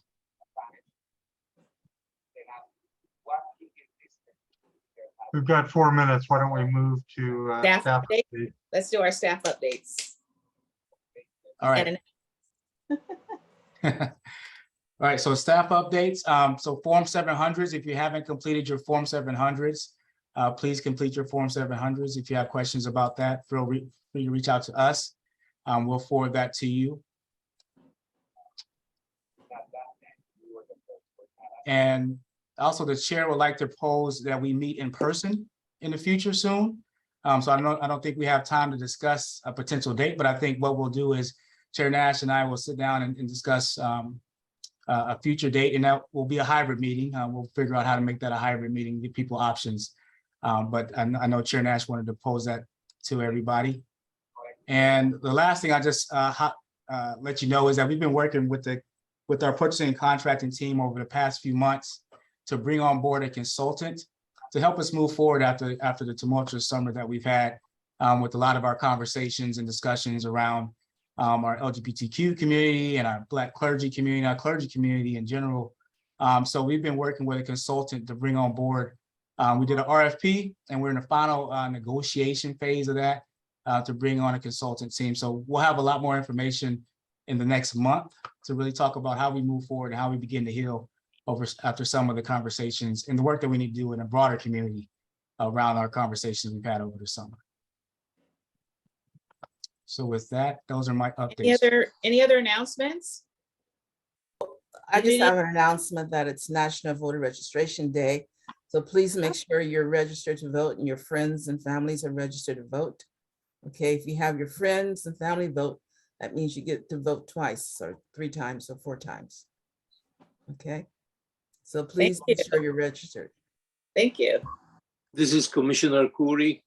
The American Arab Anti-Discrimination Committee is having its National Western Conference and Convention on the 8th of October in Orange County, and you are all invited. If interested, please let me know. Great. Can you send out info? I sure would. I'll send it to Mr. Strong and he will distribute accordingly. Great. Or to Cindy. Okay, any other announcements? Well, I just wanted to acknowledge Director Andrew Strong and his great staff and the support they are providing to this commission. It's a lot of work. We heap a lot of work on them, and they deliver competently and professionally. And so I really want to just acknowledge the work there and the commitment to HRC, Human Relations Commission. And secondly, I wanted to acknowledge a Reverend Slade. I'm around in the community a lot, and I just wanted to highlight one that just warmed my heart. You'll see on my Facebook page, but the Reverend Slade from Meridian Baptist Church in El Cajon, who just opened up a tiny cabins shelter for women, and it was opened. They did it based on hard work and in collaboration with the city of El Cajon. Joel Anderson was there to give them acknowledgement. And I just wanted to acknowledge them on this call that they took the challenge on and made it a reality. For at least they built 7 tiny cabins on their church property to house homeless women. And with that said, meeting adjourned till next month. All right, you guys have a great rest of the month, and we'll see you next month. Take care. Good to see everybody. Thanks, everyone.